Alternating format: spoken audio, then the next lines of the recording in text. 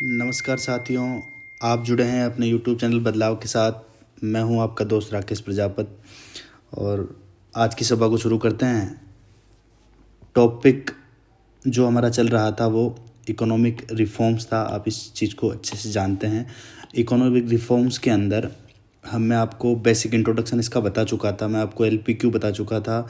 आर्थिक संकट जो वे उनके संकेत में दे चुका था। वाशिंगटन आम सहमति बता चुका था। कौन सी डेट को आर्थिक सुधार शुरू हुए उस डेट के बारे में मैं आइडेंटिफाई करवा चुका था। डीवैल्यूएशन ऑफ मनी क्या होती है, एप्रिसिएशन, डेप्रिसिएशन, रीवैल्यूएशन, डीवैल्यूएशन बता चुका था। जो इकोनॉमिक रिफॉर्म्स थे उनके फेज में दो थे वो मैं बता चुका था आपको। एक स्टेबलाइजेशन प्रोग्राम, एक स्ट्रक्चरल प्रोग्राम में आपको बता चुका था। लास्ट क्लास में हमने इंडस्ट्रियल रिफॉर्म्स भी पढ़ लिए थे। औद्योगिक सुधार में हमने औद्योगिक नीतियों के बारे में पढ़ा था, न्यू इंडस्ट्रियल पॉलिसी के बारे में पढ़ा था, पब्लिक सेक्टर में कितना सुधार हुआ उसके बारे में पढ़ा, एमआरटीपी में बदलाव, कंपटीशन एक्ट और एफडीआई के बारे में। लास्ट क्लास जो हुई थी उसमें मैंने आप लोगों को फॉरेन इन्वेस्टमेंट के बारे में बताया था कि उसकी ओल्ड डेफिनेशन क्या है, उसकी न्यू डेफिनेशन क्या है। अरविंद माइलान समिति की सिफारिश पर जो न्यू डेफिनेशन बनी मैंने उसके बारे में आपको बताया था। हमारी क्लास चल रही थी बैंकिंग सेक्टर में, मतलब फिनेंशियल सेक्टर रिफॉर्म्स के अंदर जो बैंकिंग सेक्टर में चेंजेस हुए हम उनके अंदर चल रहे थे। कंटिन्यू मैंने एम एन नरसिम्हा समिति के बारे में बताया था आपको। मैंने ये बताया कि इन्होंने 2 रिपोर्ट दी थी। एक फर्स्ट रिपोर्ट 1991 नवंबर में, सेकंड रिपोर्ट 1998 में अप्रैल में दी थी। इसमें एक वर्ड आया था दोस्तों, CRAR, capital to risk weighted assets ratio. मैं आपको बोला था कि नेक्स्ट क्लास के इसके बारे में चर्चा करेंगे। तो आज जो हमारी क्लास है उसकी शुरू करते हैं हम CRAR से ही। देखो, सेकंड रिपोर्ट के बारे में आपको बता चुका था क्या हुआ था। बेसल क्या होते हैं मैं बता चुका था। BIS जो है वो क्या होता है, बैंक फॉर इंटरनेशनल सेटलमेंट के बारे में आपको बता चुका था। बेसल किस प्रकार बने, कौन सी कमेटी के थ्रू बने, बेसल सहमति क्या थी, इसके अध्यक्ष कौन थे, बेसल कितने आज तक स्टैंडर्ड जारी हुए हैं, इनके बारे में आपको बता चुका था। लास्ट क्लास हमारी यहाँ ख़त्म हुई थी जहाँ हमने बेसल कंप्लीट किए थे, ठीक है। उसके बाद में आज की क्लास में जो शुरू करता हूँ उसमें मुझे आपको एक टॉपिक से इंट्रोड्यूस करवाना दोस्तों, जिसका नाम है CRAR यानी capital to risk weighted assets ratio, या दूसरी भाषा में इसको बोलते हैं CAR यानी कैपिटल एडिक्वेसी रेशियो। पहले इसकी बेसिक थ्योरी देख लेते हैं। CRAR का प्रतिपादन किसने किया था? तो CRAR का प्रतिपादन किया था दोस्तों वास्ले समिति ने। वास्ले समिति, BIS यानी जो मैंने बैंक फॉर इंटरनेशनल सेटलमेंट आपको पढ़ाया था उसने, उसकी एक कमेटी थी वास्ले कमेटी, उसने CRAR का प्रतिपादन किया था। फिर दूसरी चीज़ आती है कि इंडिया में RBI ने इसे कब शुरू किया? 1992-93 में BIS के मानक के अनुसार किसको शुरू किया गया था? तो CRAR को। Bureau of Indian standard, BIS की फुल फॉर्म होती है ब्यूरो ऑफ इंडियन स्टैंडर्ड, उसके मानक के अनुसार, उसके स्टैंडर्ड के अनुसार CRAR को शुरू किया गया था। अच्छा, CRAR होता क्या है उससे पहले एक चीज़ देखिए, मैं आपको ये CRAR डिटेल में समझाता हूँ। आप थोड़ा सा ध्यान से इसको समझिएगा।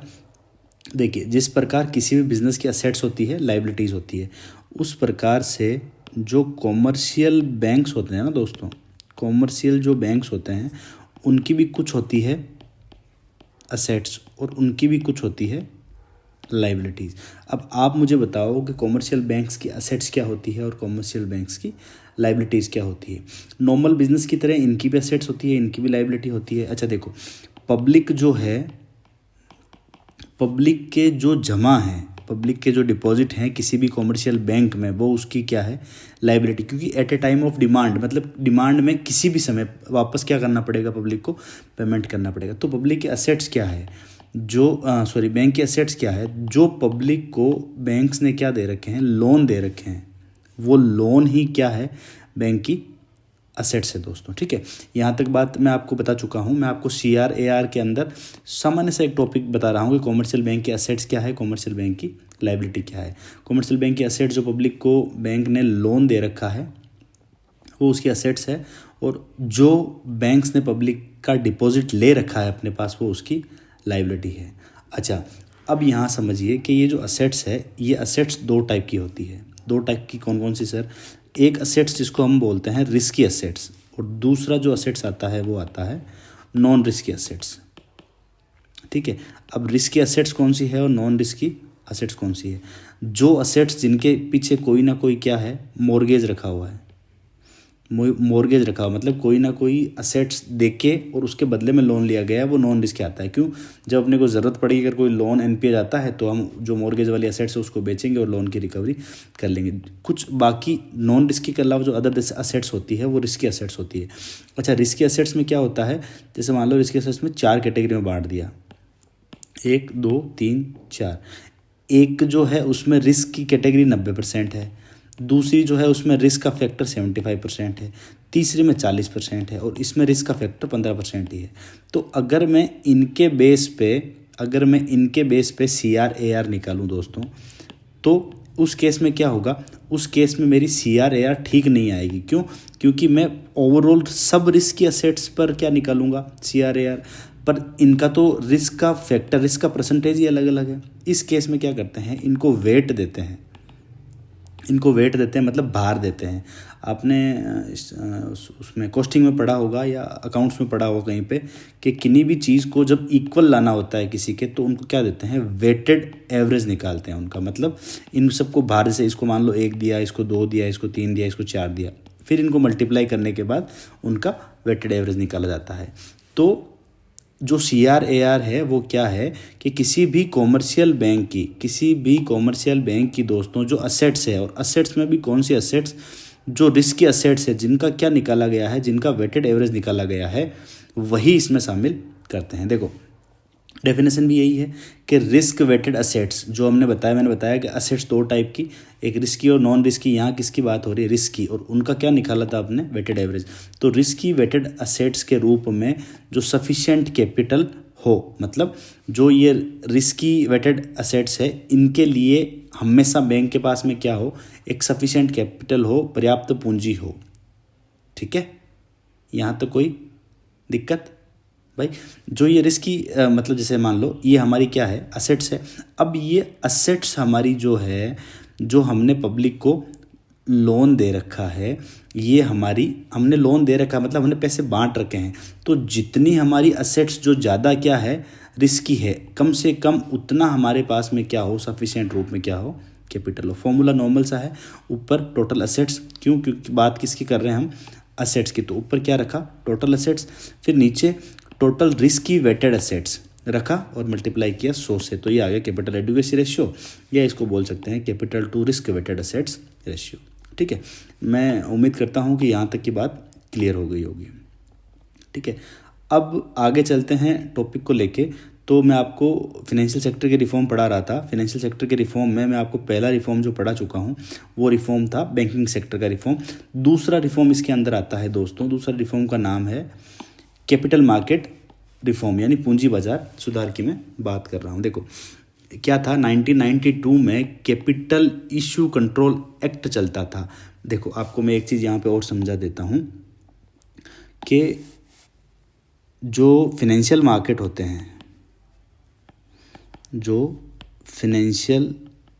होते हैं, वो 2 टाइप के होते हैं दोस्तों। एक होता है मनी मार्केट और दूसरा होता है कैपिटल मार्केट। ठीक है, मनी मार्केट मतलब मुद्रा बाजार, कैपिटल मार्केट मतलब पूंजी बाजार। इसको कंट्रोल करता है RBI, जो अपन अब तक पढ़ रहे थे। मैं आपको RBI के अनुसार ही CRAR पढ़ा रहा था, या जो पुरानी जो चीज़ें बताई है वो RBI के अनुसार बताई है। कैपिटल मार्केट को वर्तमान में कंट्रोल कौन करता है? सेबी। तो 1992 से पहले क्या था दोस्तों? 1992 से पहले एक एक्ट बना हुआ था, कैपिटल इशू कंट्रोल एक्ट, और सारा का सारा जो कैपिटल मार्केट था वो इस एक्ट के थ्रू कंट्रोल होता था। इसको 1992 में क्या कर दिया गया? निरस्त। हमारे इकोनॉमिक्स में तो कैपिटल मार्केट पूरा नहीं है, पर बिजनेस मैनेजमेंट में है, तो वहाँ जब मैं ये टॉपिक लूँगा तब मैं आपको डिटेल में समझाऊंगा कि कैपिटल इशू कंट्रोल एक्ट क्या है। फिर क्या हुआ, 1992 में सेबी को एक ऑटोनॉमस बॉडी बना दिया गया है। सेबी को ऑटोनॉमस बॉडी, अच्छा सेबी के बारे में देखो, एक डायरेक्ट क्वेश्चन ऐसे आता है कि सेबी की स्थापना कब हुई, तो हमें देखना होता है ऑप्शन। क्यों? अगर ऑप्शन में 1988 है तो सेबी की स्थापना कब मानी जाएगी? 1988 में। अगर ऑप्शन में 1992 है तो स्थापना मानी जाएगी 1992 में। पर फर्स्ट प्रायोरिटी हमेशा किसको देनी है? 1988 को, और सेकंड प्रायोरिटी हमेशा किसको देनी है? 1992 को। क्यों? क्योंकि सेबी की स्थापना तो दोस्तों 1998 के अंदर कर दी गई थी, पर एक नॉन स्टैच्यूरी बॉडी के रूप में कर दी गई थी। 1992 में जब 1991 में आर्थिक सुधार लागू हुए तो 1992 में ये जो सेबी थी इसको एक ऑटोनोमस बॉडी बना दिया गया, एक सेबी के लिए अलग से एक्ट बना दिया गया और इसे फिनेंशियल शक्तियाँ मतलब स्टैच्यूरी राइट्स दे दिए गए, वैधानिक शक्तियाँ दे दी गई। म्यूचुअल फंड और डेरिवेटिव मार्केट का विस्तार किया गया। म्यूचुअल फंड आप जानते होंगे, म्यूचुअल फंड सही है तो म्यूचुअल फंड मतलब शेयर मार्केट के अंदर छोटे छोटे पार्ट्स में अपना पैसा इन्वेस्ट करना। और दूसरा इसमें है डेरिवेटिव मार्केट।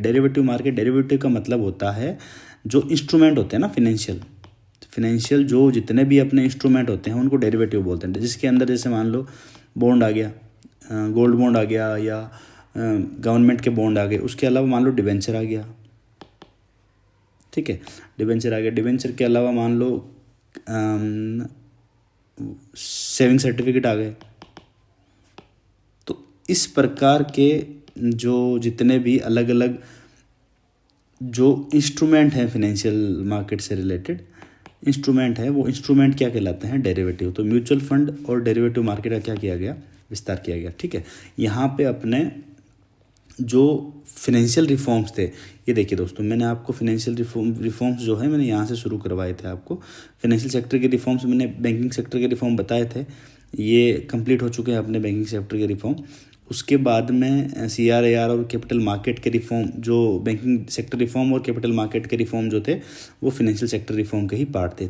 तीसरा इसके अंदर आता है फिस्कल रिफॉर्म्स जिसको हम बोलते हैं राजकोषीय सुधार। क्या क्या चेंजेस हुए 1991 के बाद, 1991 में आर्थिक नीति में फिस्कल रिफॉर्म्स में क्या क्या चेंजेस हुए। तो जितनी भी सरकारी नीतियां थी वो जीरो बेस बजटिंग पर लाई गई।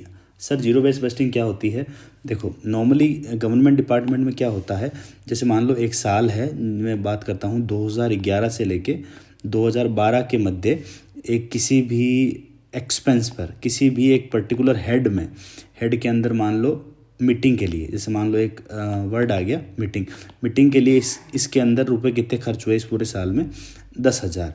तो जब ये डिपार्टमेंट कोई सा भी XYZ डिपार्टमेंट है, जब ये अपने अगले साल का बजट बनाएगा, अगले साल का बजट मतलब 2012-13 का बजट बनाएगा, तो ये क्या बोलता था कि सर हमारे पिछली बार 10,000 रुपये खर्च हुए थे, तो इस बार हमारे कितने रुपये मान लो 12,000 रुपये मान के हमें पैसे दे दो। तो फिनेंशियल जो फिस्कल जो रिफॉर्म आए उनमें गवर्नमेंट ने क्या किया, गवर्नमेंट ने कहा कि भाई हम एक बजटिंग पॉलिसी लागू कर रहे हैं जिसको क्या बोलते हैं, जीरो बेस बजटिंग। मतलब लास्ट ईयर में आपके जितने भी एक्सपेंसेस हुए हैं उनसे हमें कोई मतलब नहीं है, हमें क्या चाहिए, हर बजट जीरो से आपको कितने रुपए चाहिए, क्यों चाहिए, उनके यूजेस क्या क्या हैं, उन सब के बारे में हमें बताइए, फिर हम आपको वो अमाउंट इशू करेंगे। तो गवर्नमेंट पॉलिसीज़ में हमेशा जीरो बेस बजटिंग शुरू की गई।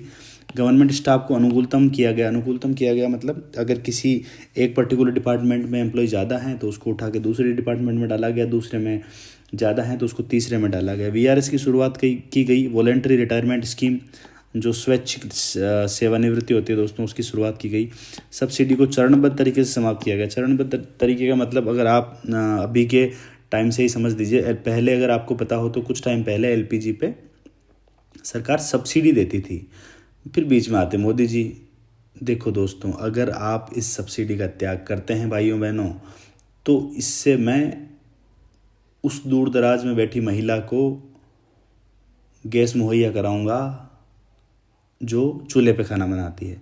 तो बस हम इमोशनल लोग, हम क्या करते हैं, हम छोड़ देते हैं साथ के साथ। तो कहने का मतलब ये है कि सब्सिडी को चरणबद्ध तरीके से क्या कर दिया गया, समाप्त कर दिया गया। FRBM एक्ट 2003 लागू किया गया। जब मैं आपको फिस्कल पॉलिसी पढ़ाऊंगा तो इस एक्ट के बारे में पूरा पढ़ाऊंगा। फिलहाल के लिए देख लीजिए कि FRBM की फुल फॉर्म क्या है, fiscal responsibility and budget management act.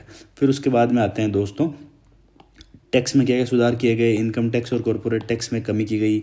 एक टाइम था जब इनकम टैक्स की रेट्स बहुत ज़्यादा थी, कॉर्पोरेट टैक्स की रेट, एक बार की रेट इनकम टैक्स की अराउंड 97% थी, उसको बहुत कम किया गया। कॉर्पोरेट टैक्स की रेट ज़्यादा थी, उनको कम किया गया।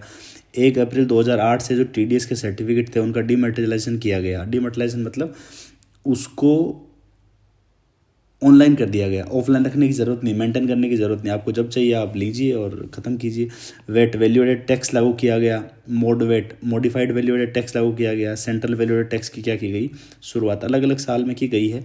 ये सेंट्रल लेवल पे किए गए और ये स्टेट लेवल पे लागू किया गया। जीएसटी की शुरुआत हुई सबको पता है कब हुई, 2017 में जीएसटी क्या हो गई थी शुरुआत। पूरा जीएसटी हमारे सिलेबस में नहीं है, पर कुछ जीएसटी का बेसिक इंट्रोडक्शन हम देख लेते हैं।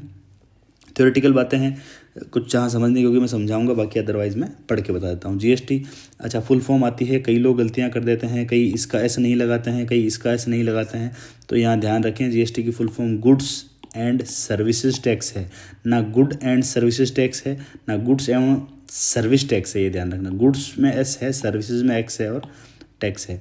सबसे पहले प्रस्ताव किसने दिया था, तो सन 2000 में केलकर टास्क फोर्स, जीएसटी के लिए एक टास्क फोर्स बनाई गई थी जिसका नाम था केलकर टास्क फोर्स। बिल 122वां संविधान संशोधन बिल 2014 में पेश किया गया था। बिल कैसे पेश होता है मैं बताता हूँ। एनेक्टेड मतलब प्रभावित कब से हुआ, प्रेसिडेंट ने सहमति दी।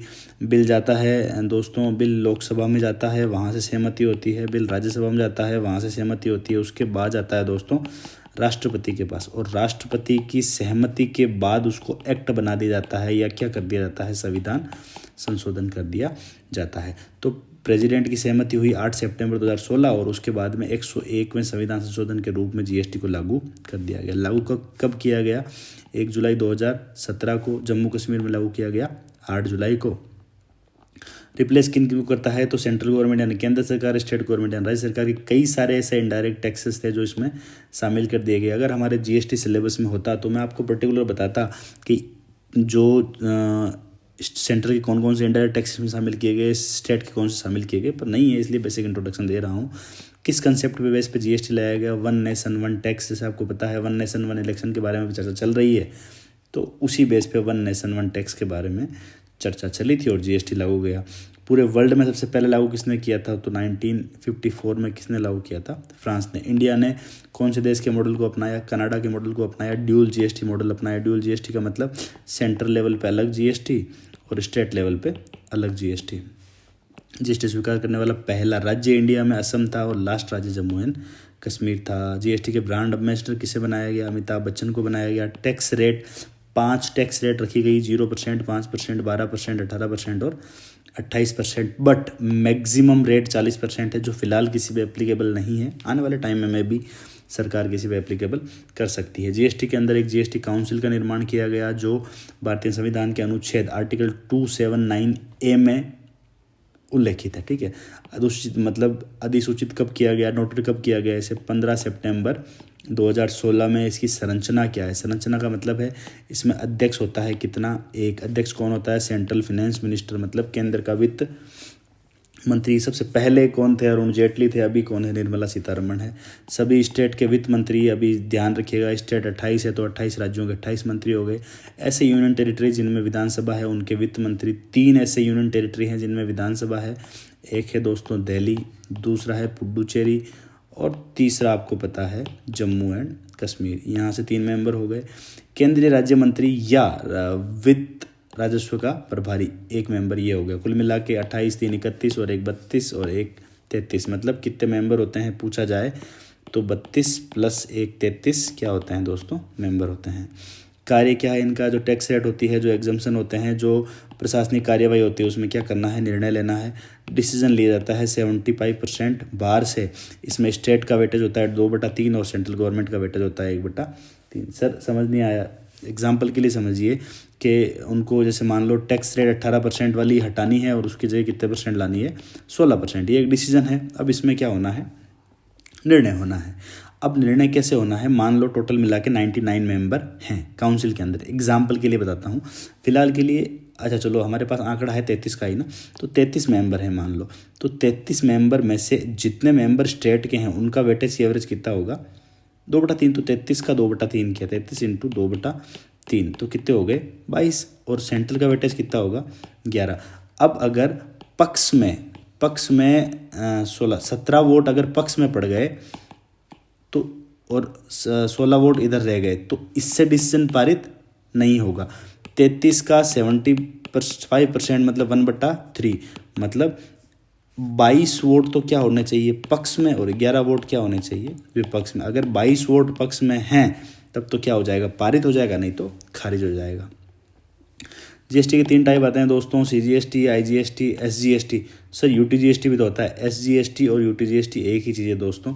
स्टेट के लिए जहाँ, क्योंकि यूनियन टेरेटरी भी एक स्टेट ही है ना, पर उसको क्योंकि सेंट्रल गवर्नमेंट पूरा उसका देख रेख करती है तो उसको यूटी नाम दे दिया गया है। तो 3 टाइप हैं, central GST, integrated GST, state या यूटी जीएसटी, यानी स्टेट और यूनियन टेरेटरी जीएसटी। अच्छा, कंडीशन क्या है जीएसटी रजिस्ट्रेशन की? सबसे पहले लेते हैं गुड्स में। अगर नॉर्मल स्टेट है तो अगर 40 लाख से ज़्यादा का क्या है टर्नओवर, तो रजिस्ट्रेशन कंपलसरी है। स्पेशल स्टेट में जैसे जो देश गरीब हो गए, बिहार हो गया या 7 सिस्टर्स हो गए, उन स्टेट की बात हो गई, वो स्पेशल स्टेट हो गए जिनका टर्नओवर 20 लाख से क्या है ज़्यादा, तो उसको भी कंपलसरी रजिस्ट्रेशन करवाना पड़ेगा। दूसरा आता है सर्विसेज के केस में। अगर नॉर्मल स्टेट है तो 20 लाख से ज़्यादा की अगर सर्विसेज है तो उस केस में क्या करना पड़ेगा, अगर 20 लाख से ज़्यादा का टर्नओवर है तो रजिस्ट्रेशन कंपलसरी है। स्पेशल स्टेट में 10 लाख से ज़्यादा की सर्विसेज है तो रजिस्ट्रेशन कंपलसरी है। अगर कोई पर्सन इंटर स्टेट सप्लाई करता है, इंटर स्टेट मतलब राजस्थान से ले जाकर गुजरात बेचता है, गुजरात से ले जाके पश्चिम बंगाल बेचता है, अलग अलग स्टेट में बेचता है, तो उसको कंपलसरी रजिस्ट्रेशन लेना पड़ेगा। ई कॉमर्स ऑपरेटर को कंपलसरी रजिस्ट्रेशन जरूरी है। जीएसटीएन क्या होते हैं दोस्तों? जीएसटी आइडेंटिफिकेशन नंबर उपलब्ध कौन करवाता है? जीएसटी नेटवर्क लिमिटेड उपलब्ध करवाता है। 15 डिजिट का एक कोड होता है दोस्तों, 15 डिजिट का। एग्जाम्पल के लिए मैंने ये चीज़ लिखी हुई है, जैसे मान लो ये कोई जीएसटी के नंबर हैं किसी भी स्टेट में या किसी भी संस्था के जीएसटी के नंबर हैं, इसमें 05 ये हमेशा किसके होते हैं? स्टेट कोड के। और जैसे मैं आपको बता दूं 05 स्टेट कोड फिलहाल उत्तराखंड के हैं, तो ये 05 स्टेट कोड हो जाते हैं। उसके बाद में जो अगले 10 डिजिट होते हैं दोस्तों, ये 10 डिजिट हमेशा उस संस्था के पैन कार्ड नंबर होते हैं। और 1 DB जो लास्ट में 3 डिजिट होते हैं दोस्तों, ये यूनिक कोड होते हैं। ये यूनिक कोड बाय डिफ़ॉल्ट देती है, जो वापस रिपीट नहीं होते हैं, इस टाइप के यूनिक कोड होते हैं। अब एक पॉइंट था जो मुझे आपको यहाँ पे समझाना था। अच्छा, कोई सा भी संविधान संशोधन विधेयक कैसे पारित होता है? संविधान संशोधन विधेयक पारित करने के लिए दोस्तों इसकी प्रोसीजर हम कल समझते हैं। फिलहाल आज की सभा को यहीं समाप्त करते हैं, कल फिर मिलेंगे हम इसी टॉपिक को कंटिन्यू करते हुए। ये टॉपिक हमारा ऑलमोस्ट कल एंड हो जाएगा। उसके बाद में आपको कुछ हिस्सों में मुझे एलपीजी समझाना है, लिबरलाइजेशन, प्राइवेटाइजेशन और ग्लोबलाइजेशन समझाना है। थोड़ा सा इस टॉपिक का एक एंडिंग पार्ट हमारे बचा हुआ है, कल इस टॉपिक को ख़त्म करते हैं और मैं भी 1 और 2 क्लास के अंदर इसको एलपीजी के सहित हम ख़त्म कर लेंगे और मिलते हैं नेक्स्ट क्लास में। आज की सभा को यहीं समाप्त करते हैं। अगर वीडियोस आपको हमारे अच्छे लगते हैं तो लाइक कीजिएगा, वीडियो को शेयर कीजिएगा, चैनल को सब्सक्राइब कीजिएगा, बेल आइकन को दबाइएगा, कमेंट कीजिएगा और अपने दोस्तों के पास ज़्यादा से ज़्यादा शेयर कीजिएगा। धन्यवाद दोस्तों।